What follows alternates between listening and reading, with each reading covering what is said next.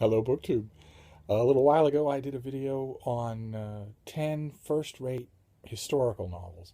And in that video, I chose to concentrate on older, moldy, mass-market paperbacks, the kind of thing that you would likely find at a library sale or a thrift shop or a yard sale, but that, for the most part, you won't find reprinted in the present day. Uh, and I thought, when I finished that video, to move on to closer to the present, the last quarter century. But then I thought, there's a lot more moldy paperbacks out there in the world, so I've one more video, 10 more older historical novels that I want to recommend to you in case you see them, and then we can move on to the present day. And so I have 10 for you, and we'll start and finish with books that have done well, that don't necessarily need your pity. And the first one of those would be, these are all going to be in mass market paperbacks. The first one would be Julian by Gore Vidal. This is his historical novel about the 4th century Roman Emperor Julian, known as the Apostate because he tried his best to turn the empire away from Christianity and back towards the worship of the pagan gods. This is one of Vidal's most controlled historical novels, and it's very, very good. And it has been reprinted. You can certainly find it. Next, we'll do a trilogy, a trio. We did the Tudors last time. This time, we'll do the Queen of the Nile, Cleopatra, starting with That Egyptian Woman by Noel Gerson. This is it's the oldest of the three. It's, I think, from the 1950s. Yeah, 1956. It's was reprinted in the wake of Joseph Mankiewicz's, opulent Elizabeth Taylor and Richard Burton epic film Cleopatra, which you should all see. Don't be fooled by the cheesy packaging. Go for the cheesy insides. So this was reprinted for that, and so were these other two. They all tell the same story that you will find in Stacy Schiff's great biography of Cleopatra, for instance, among many, many, many others.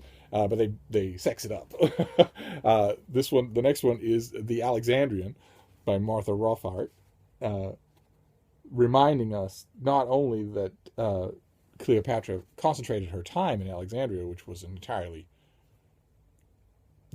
non-Egyptian city, a big modern metropolis that but not only does it remind us of that, but it also gives us a Cleopatra that we're not used to seeing. A winsome blonde.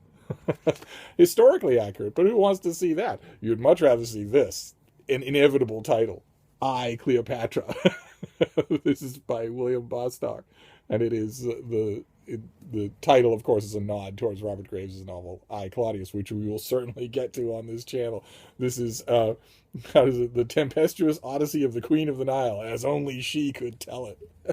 It's much bigger than the other two. It's the size of them put together, and it's delightful. Just doesn't let up at all. It's first person, licentious woman tells her own story, and that's a perfect shift to our next book, another oldie but goodie, The Journal of Kitty Adair. This is by R.T. Lawrence, and it's from, oh God, when was this? 1963. It's the story of, as the cover copy puts it, the lusty adventures of an Elizabethan wanton and her lovers, as told by the wench herself. This was clearly designed to pull in readers of Kathleen Windsor's great novel Forever Amber, which we will also get to on this channel.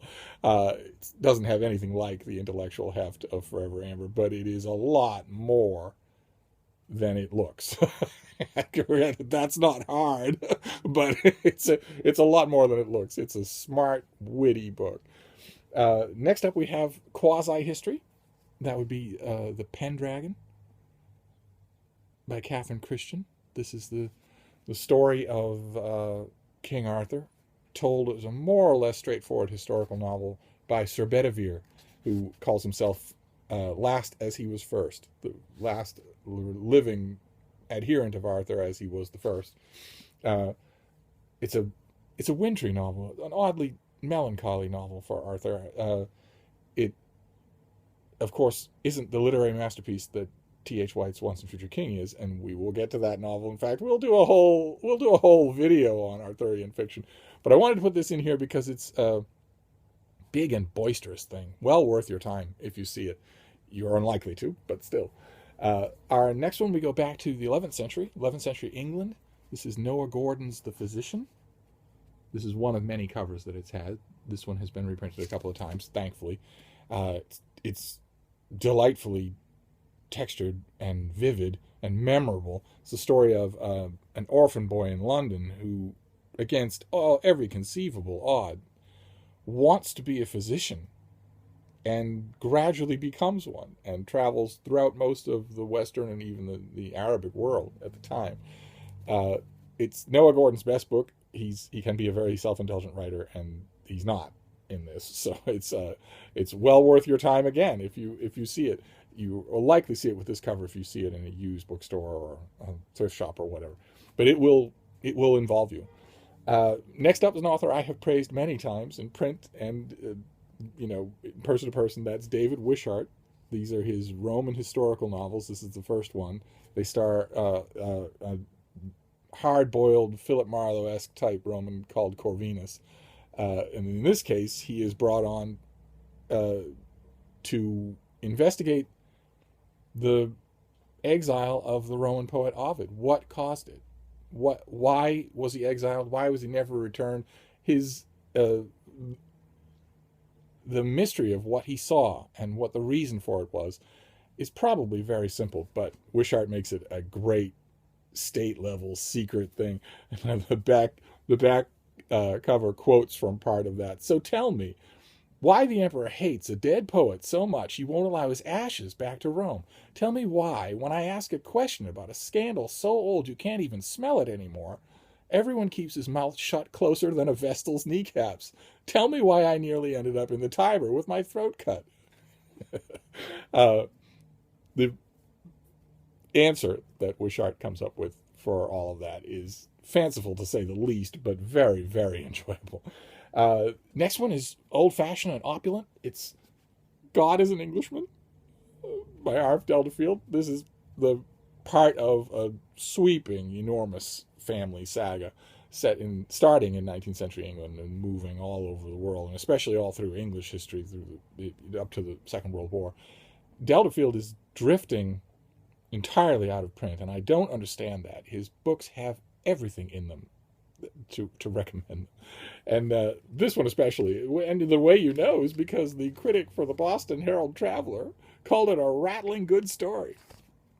Can't go wrong with the book critic for the Boston Herald Traveler.